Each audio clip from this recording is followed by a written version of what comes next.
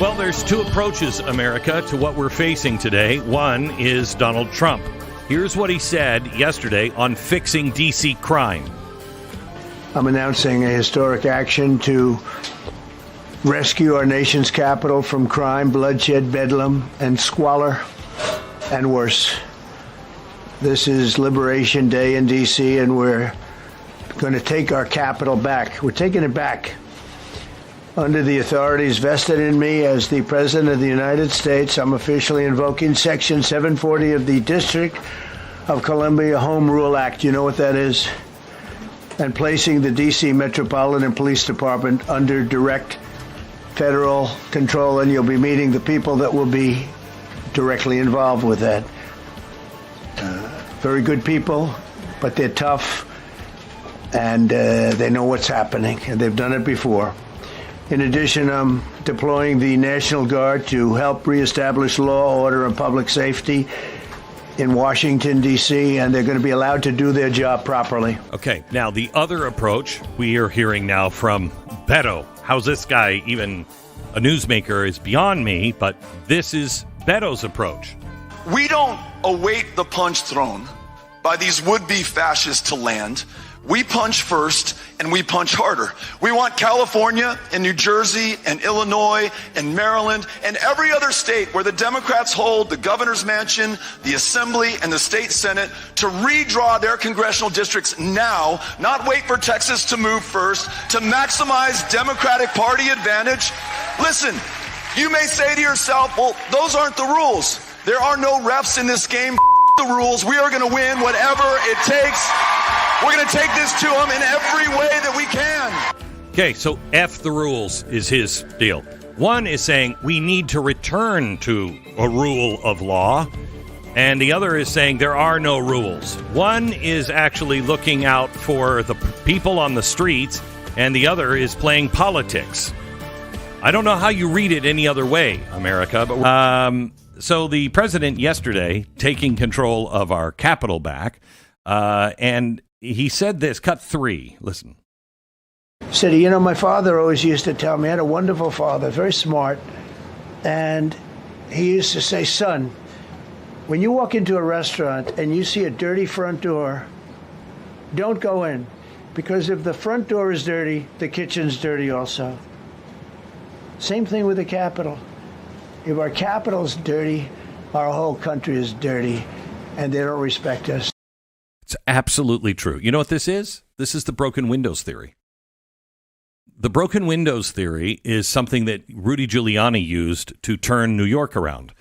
And that theory is no one picks up a rock or, can or a bottle or something. If you're in a nice neighborhood that's clean and everything else, you don't pick up a rock and break a window. However, if you're in a neighborhood where there's a lot of broken windows and everything's broken down, the average person is much more likely to pick up a rock and throw it through a window. Why? Because the entire neighborhood says, we don't care.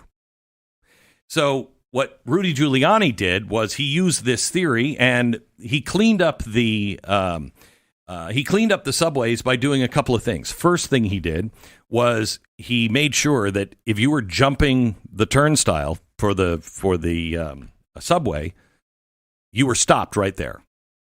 Before, people just weren't paying a fare. They were just jumping the turnstile, and nobody was doing anything about it. He said no one crosses that turnstile. Now, what is it, $1 to ride the subway? No one rides it for free. And so he put police right there, and they stopped you and arrested you if you were jumping the turnstile. The second thing he did was he stopped the graffiti. He said, I don't care if they have to be repainted every single day. When those things pull into the station at night, if we get there in the morning and they have been spray painted, I want them all painted again, and then they go out. Well, everything had been covered in graffiti.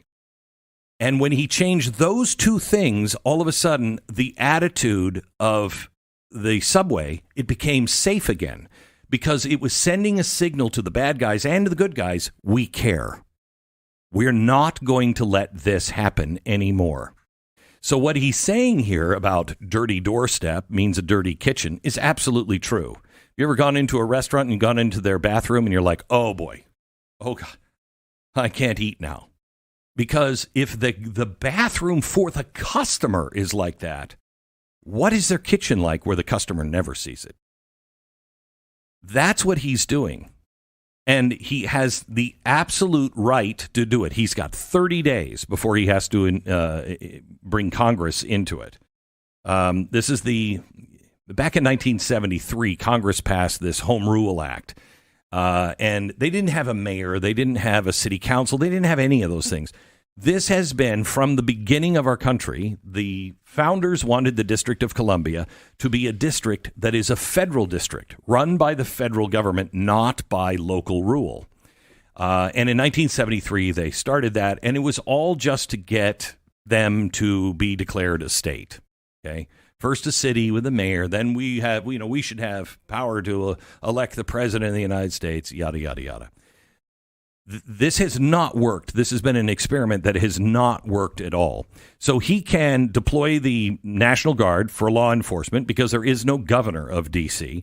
He can use it for emergencies, crowd control, and to execute federal laws. However, he just declared an emergency.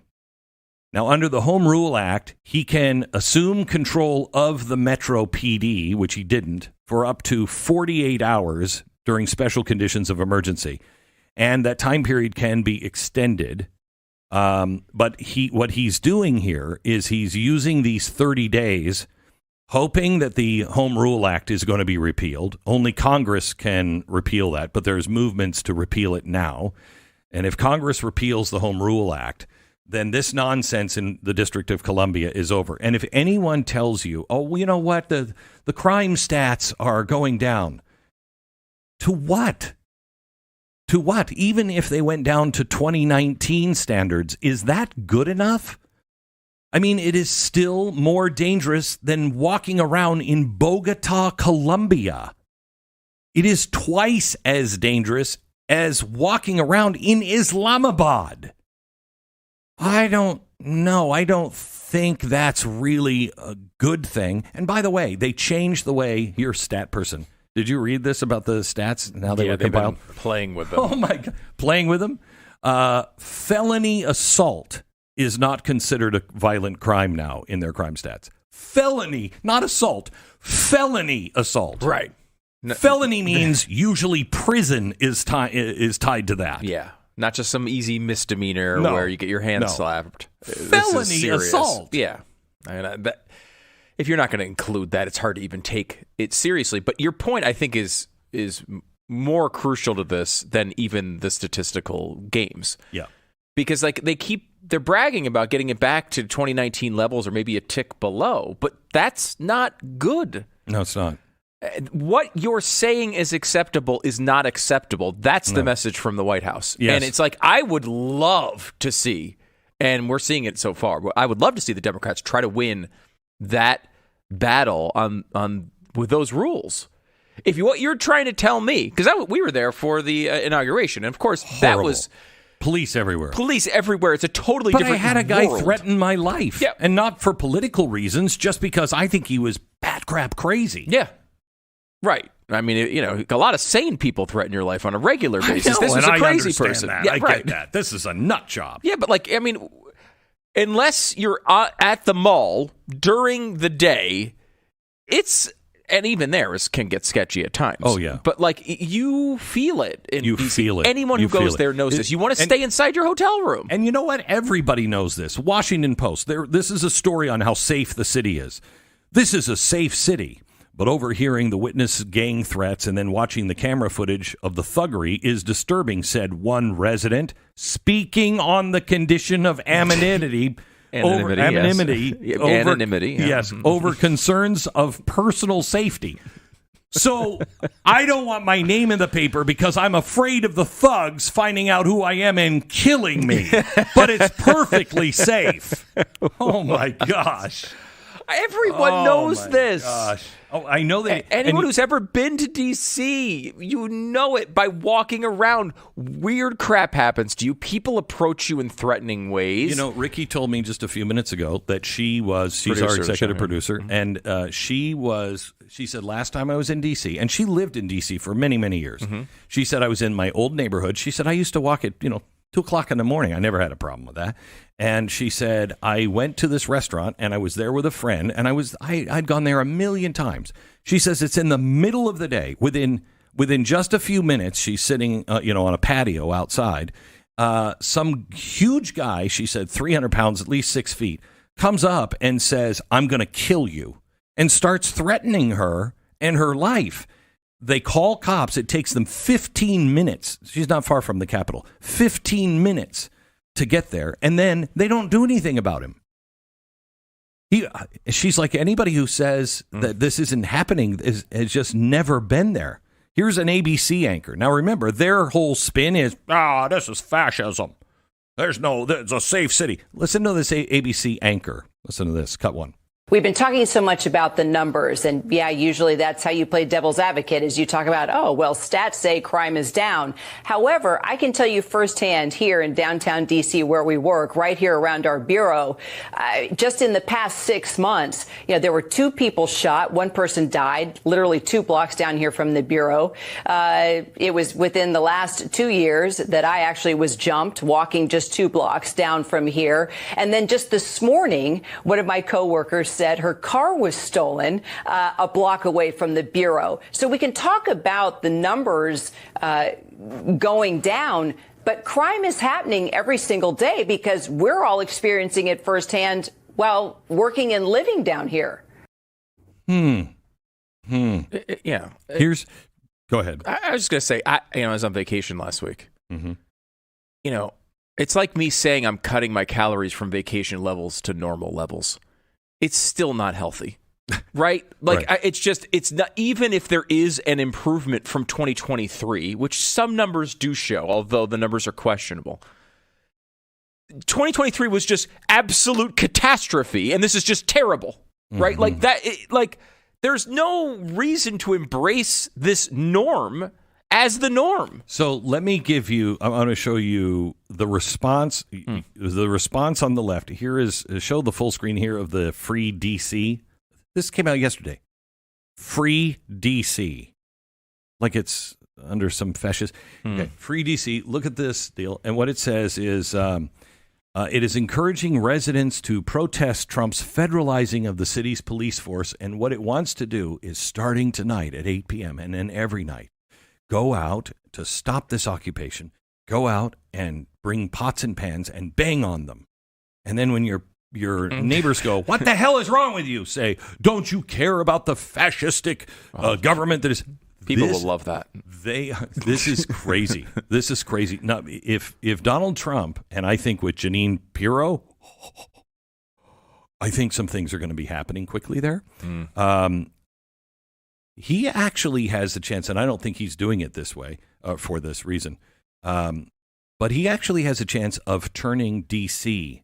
Republican because you're living in that. Imagine it's hard living. To imagine. It's hard to imagine, but imagine living there, and now you're seeing your side that you've always voted for saying it's not so bad, and you know it's bad. You can't have your wife go out to the grocery store at night. You've had your car jacked. You've had maybe crazy people on the streets. And then he's doing something. And if it works, people will be like, you know what? I'm sorry, but that is a better solution. This is very brilliant of him. He's very good at this. He knows where people live, spiritually and physically. He knows right where they live. And where they're living in Washington, D.C. is a hellhole. And everybody there knows it. And if he can actually change their lives, he changes everything. All right, back in just a second. Let me tell you about their capital. If you could step forward 10 years and see the world as it soon will be, what do you think it would be like? What would you see? Would you be looking back at all and saying, geez, I wish I would have taken action while I still could? That's the thing about economic storms. You rarely see them coming until you're already in the middle of one. And then it's too late. Late to start building a roof over your head when it's raining. Gold and silver have been a financial shelter for thousands of years, surviving the fall of great empires, market crashes, currency collapses, governments that love spending other people's money. It's not a gamble. It is a hedge. It's a buffer between you and everything you've worked hard for to be able to save so you could retire. Save for that unforeseen event that wipes everything else out.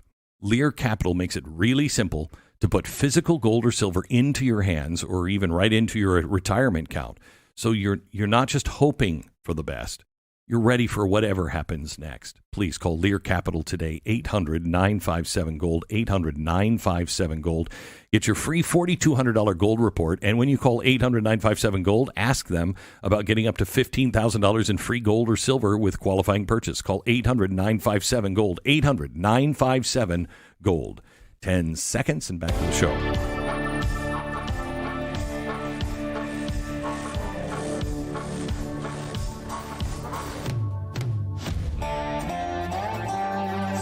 So there's a little ground that President Trump would need to make up to make D.C. a Republican district. Now, I know you might not be saying that it's going to turn fully Republican. No, I don't think it's. I mean, it would be a dream to turn it purple.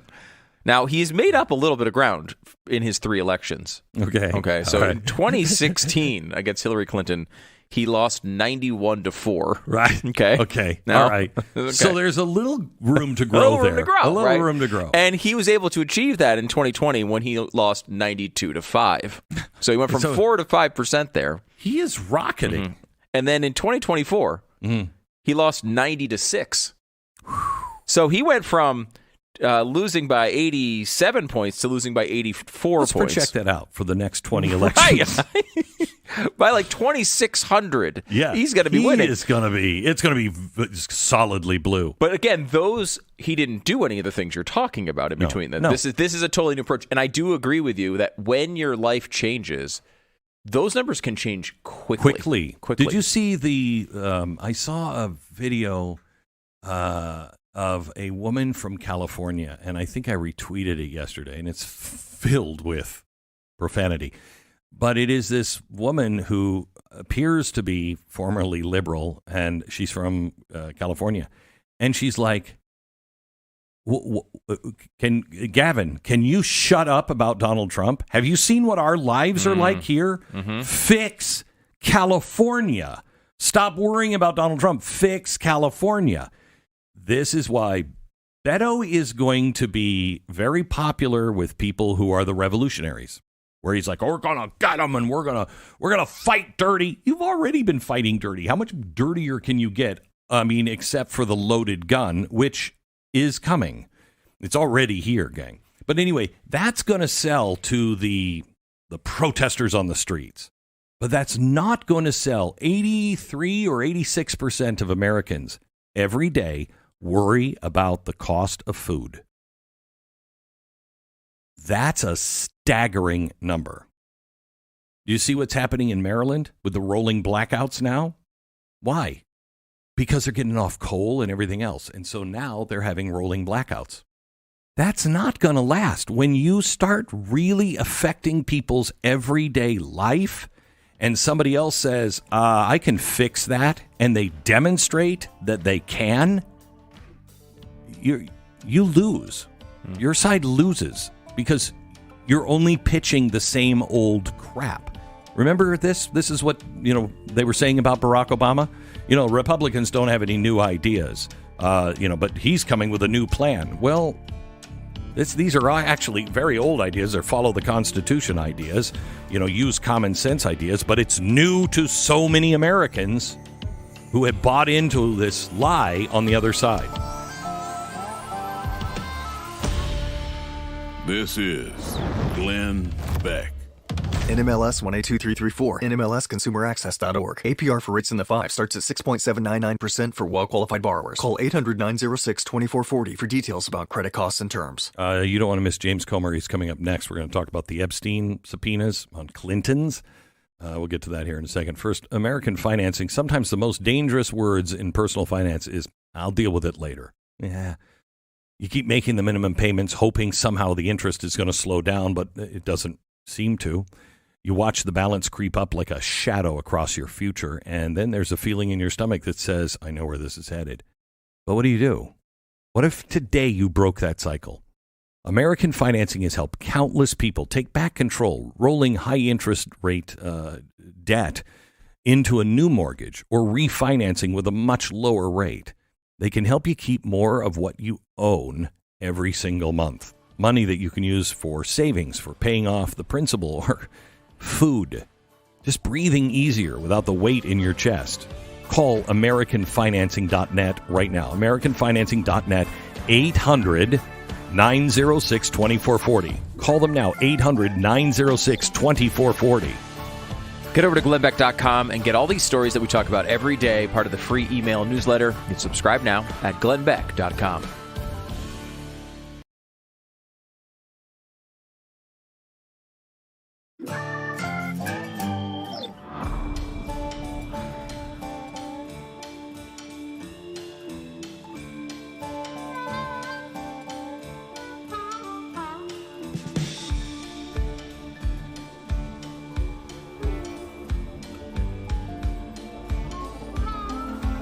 So, John Solomon broke some news yesterday about the FBI and Schiff, and Adam Schiff is in real trouble. And we'll get into that here in just a second. Also, Representative James Comer, he is from Kentucky. He is currently the chairman of the House Committee on Oversight and Accountability, and the House Oversight Committee has subpoenaed now both Hillary and Bill Clinton for testimony on Jeffrey Epstein. And methinks this might have been a setup the whole time, but I'm probably wrong on that because it's brilliant. You got everybody on the right or on the left saying, we're going to subpoena. Okay, well, let's start with Bill and Hillary Clinton, and they've issued the subpoenas, and let's see where this goes now. James Comer is with us now. Hello, James. How are you, sir? I'm well. Thanks for having me on. Yeah. So do I have this pretty much anything confirm or deny on this theory of mine that this is, going to work out unfortunately or in an unfortunate way with the Democrats? Well, the Democrats were, they have Trump derangement syndrome, mm-hmm. and everything's about Donald Trump, and they had been signaling for days in an oversight committee hearing that they were going to make a motion to subpoena the Epstein files. Scott Perry from Pennsylvania, good member on the oversight committee, good Republican, he when they made that a motion, he amended it to include subpoenas for 6 former attorneys general, Republican and Democrat, as well as Bill and Hillary Clinton. And they voted for it. And the significance of them voting for that amendment, and it passed, of course, in a bipartisan manner, is that Excellent. If you normally send a former president a subpoena, the odds of that subpoena ever coming to fruition would be slim. But in this case, Glenn, they voted in a bipartisan manner, Republicans and Democrats, to subpoena both Bill and Hillary Clinton. That carries weight in court. And everyone in America wants to know what was going on at Epstein Island. It's not just a Democrat issue or a Republican issue. The Democrats want to know because they hope and pray Donald Trump had something, some liability there. But Republicans want to know, too, because we believe there was a cover-up. We believe the government knew more than what's Sure. been out there. We believe there's probably some kind of list somewhere. So I think that what happened in the Oversight Committee is going to lead us to being able to ask Bill and Hillary Clinton questions for the first time ever. Okay, so let me ask you, just to play devil's advocate and to be fair, are there plans to subpoena any Republicans or friends and associates of Republicans or friends of Donald Trump? Well, I don't guess Bill Barr is his friend, but he was one of the attorneys general. Okay. There are 2 Republican AGs that were on the list, and we'll go wherever the investigation leads. Look, this is not a this is not a partisan issue. Republicans are equally as curious and interested in what was going on in Epstein Island. I've been in Kentucky for 2 weeks now. My son plays baseball. I go to baseball fields all over the state watching him. And people come up to me. These aren't political people, and they know that I issued the subpoenas. I subpoenaed Pam Bondi for the Epstein files, and I don't think that's gotten a lot of press, and probably didn't make many friends with the administration. No. But people want to know, and that's what people are coming up to all of my colleagues, not just the Freedom Caucus guys and the ones that are on TV all the time, just the normal moderate Republicans. This is what people want to know. I mean, they're curious about Epstein, and we're serious about it as well. Well, I'm glad to hear that, because I've never seen anything like it. This story's not going away. I mean, it has to be. You have to lance this boil and just drain it and let it be what it is. Based on what you've seen so far, do you believe the Clintons had knowledge of the criminal activities on the island? Well, I believe that the Clintons were very close with Epstein, and we know that Clinton went there a few times. I don't know if he went as many times as some conservative outlets have reported, but he may have gone more. I don't know, but we're going to find out. And this is a serious thing. You have two people that were charged, both Epstein and Maxwell. Was the government involved? Was the government spying on people that were there? Was the government turning a blind eye to the sex trafficking of underage girls? I mean, there are so many questions that every American has, and I think the fact that Clinton was there so many times, Maxwell was at Bill and Hillary at Chelsea Clinton's wedding, so obviously the Clintons thought a lot of Maxwell. So we just have questions. I'm not trying to embarrass the president or anything. We'll have to have every I dotted and T crossed if we get him in. But normally the prospect of getting a former president into a congressional committee deposition is slim to none. There have been two this last century that were subpoenaed by Congress, and Trump was one of them. Neither made it to Congress. But what makes this different is the Democrats voted for this too, and I think they got in trouble with Hakeem Jeffries and probably the Clintons when the committee was over, because they were so focused on just subpoenaing the Epstein files.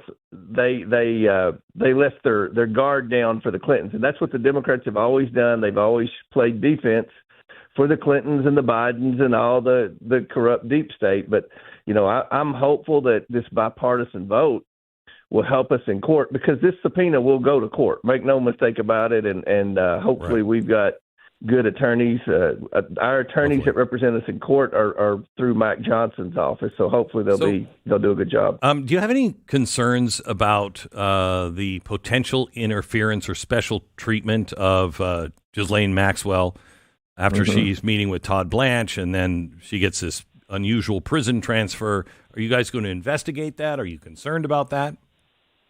Well, we're always interested in what's going on. We weren't aware that he was going to meet with her or that she was going to be transferred. And remember, August the 11th was the date I was supposed to take the committee down to depose Maxwell, which was Monday. But what happened is last week her attorneys sent a letter to me saying that she wanted to wait until the Supreme Court ruled on her appeal, and which is supposed to be in September.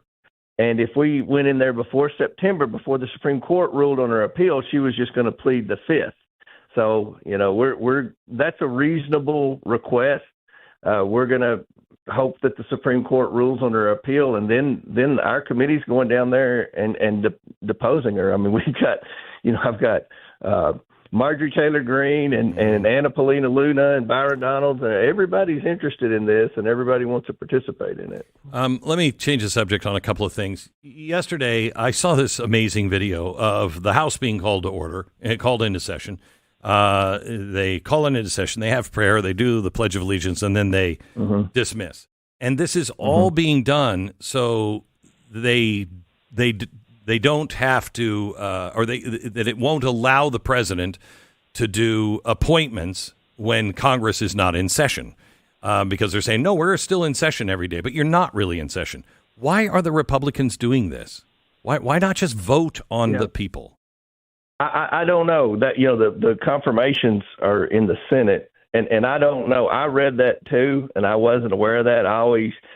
I think in the past they've always done that in August when we were out traveling our district. So I really don't know. That's a good question. If Republicans are doing anything to slow down Trump's confirmation, then shame on the Republicans, and we need new Republicans because we've got to get these guys confirmed. It's already too late. Do you think home rule has a chance of being pulled back in 30 days for D.C.? I do. I do. Look, I mean, people are scared in Washington, D.C. It's a bad place, and if you look out the window, it doesn't matter what part of town. You've got all these teenage boys running around breaking stuff at 2 a.m., 3 a.m., and there's nothing being done about it. And the way the D.C. laws are, they're not going to prosecute young people for anything. These young people know it, so there are no consequences to their actions. You've got a lawless town right now. Yeah, well, I hope that actually happens and they pull this back, because this is a failed experiment. It is. You've hinted at the possible run of being the governor of Kentucky in 27. Care to comment on where you are on that decision? Yeah, it's 2 years away. We've had, unfortunately, for the last 55 years in Kentucky, as Republican as Kentucky has been, we've had a Democrat governor 47 out of the last 55 years. This governor now, Andy Beshear, he's term limited. He can't run again. I'm getting a lot of encouragement to run. I was Commissioner of Agriculture before I came to Congress at the statewide elected office, and it's something that I'm seriously considering. I believe in term limits, so I never planned on staying in Congress very long. I moved up quick. I was the top Republican on the Oversight Committee after 3.5 years, so I think I've proven myself, and I love Kentucky, so it's something I want to do, but we're still about a year away from making a decision. Okay. Sounds great. Congressman, thank you so much. Really appreciate it. Thanks for all of your hard work. Appreciate it. James Comer, which, I should have asked him, has he ever considered changing his name? Because it's so close to James Comey. And, I mean, are you committed to Comer? Are you? I mean... That would have been a very, it would have been a very good question. Pressing, I think. Yeah, very pressing question, because you're like, James Comer, isn't he the bad guy? Oh no, that's Comey, James Comey. I just want to point that out. I'm sure he struggles with this decision on a day-to-day basis. Right. I mean, your wife kind of struggled with that for a while, right? My wife, Lisa Page, is her name, and Lisa Page. Oh, wasn't she the one with? What was his name? I just had it. Everyone's yelling at the radios right now. I can't think of the guy's name, but the two that had Peter Strzok. Yes, thank you. Yeah. They part of the Russiagate scandal, right? And there's so many quote unquote scandals. Yeah, no, they were big. They were instrumental in that. Yeah, and as we're seeing, more instrumental than we thought. Yeah, their names keep coming up. Yeah, but that's Lisa Page. Different spelling, but yes. Yeah, is it though? Really? Yes, just like Comer and Comey are different spelling. There's a different spelling there. Okay, let's see. So it's particularly disturbing because she was having an affair. So like there was like story after story. It was like Lisa Page in affair, and I'm like, wait a minute, that's a little. Can we not? I mean, yeah. Truth has to be spoken. All right, let me tell you about PragerU. You've heard me talk about it before. The culture is a war that it just isn't being fought in Washington. It is being fought in every single classroom, every screen, every bookshelf, every day. And if you think the other side is playing fair, you're not paying attention. They're not just rewriting history, they're rewriting reality. This is why I love PragerU. PragerU is going to be up at my ranch this weekend. I'm doing some things with PragerU that you'll be seeing soon on PragerU. just can't partner with these people deeply enough. Dennis Prager has probably done more to save our country than anybody else, I think, in broadcast. This PragerU is it's remarkable what he's done. They make these 5-minute videos, cut through the noise. Now they're doing courses that will tell your kids what really happened, why it matters, stories that don't just inform but inspire. And it's free. Anyone can learn. Anyone can arm themselves with facts. Anyone can push back. So if you want to make an impact on the next generation, this month is the best time to support PragerU. Every single dollar you give is going to be matched 1-for-1 in August. My foundation, Mercury One, we have already donated, so join me, please. This is a great nonprofit, prageru.com/Glenn. If you have kids, you know the impact that PragerU has. Your gift is going to be matched dollar for dollar until the end of August. Give as much as you can. It's prageru.com/Glenn. That's prageru.com/Glenn. Glenn Beck. We'll be right back.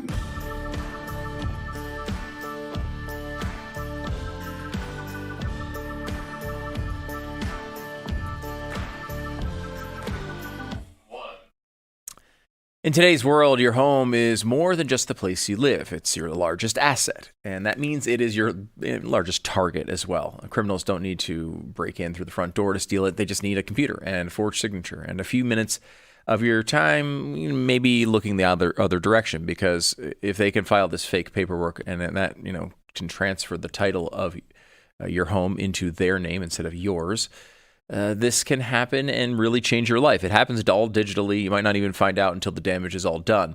You could wake up to discover that your equity has been drained and your credit has been destroyed and your legal rights to your home are suddenly in question. Banks and mortgage companies and even law enforcement, they got a lot of other stuff they're worrying about right now. They're not necessarily looking at this because this is not a break-in that they're set up really to detect. That's why I protect my home with Home Title Lock. Their system works 24/7, monitoring the deed to your home. If anything suspicious happens, you're alerted immediately. That early warning gives you the chance to shut down a title theft before it becomes a financial disaster. And the truth is, the fraud is just one of the fastest growing crimes in America. It's something you got to really deal with, and you don't want to wait until you're a victim to deal with it. AI is another factor here. It's changing the world, obviously, but don't let it change the name on your home's title. Go to HomeTitleLock.com. HomeTitleLock.com. If you use the promo code BLAZE, they'll hook you up. HomeTitleLock.com. Promo code is BLAZE at HomeTitleLock.com.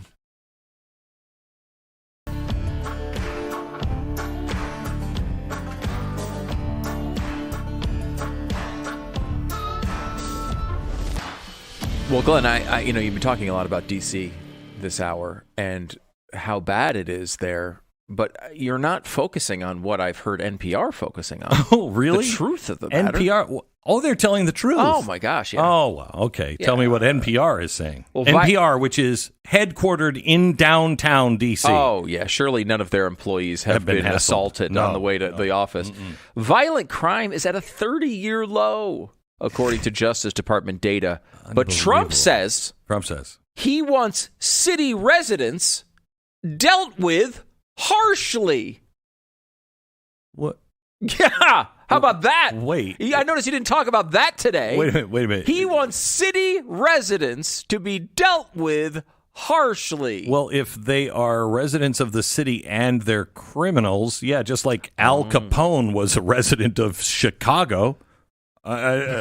I think we should have dealt with him harshly. I see what you're doing. I didn't think you'd go this way. I didn't think you'd go so low to try this. But I see what you're doing now. And NPR, they're all over you. Okay. They knew you were coming. Okay. Trump's primary targets are those he describes, as you just used the same word, criminals. In this case, often teenagers, many of them black. Yeah. So wait, they're not denying that they're criminals. But they're teenagers and that are many black. of them are black. Yeah, he describes them as criminals, but in this case, but NPR describes them as black teenagers. Black teenagers. They don't deny that they've committed crime. Right. They're city residences. Yeah, they're city. They live there. You're going to just deal with them harshly? Yes. Yeah. Do you know? Did I tell you what the carjacking thing Did I tell this earlier? So you know what the solution was for Washington, D.C. when people's cars were being carjacked and stolen at night? What?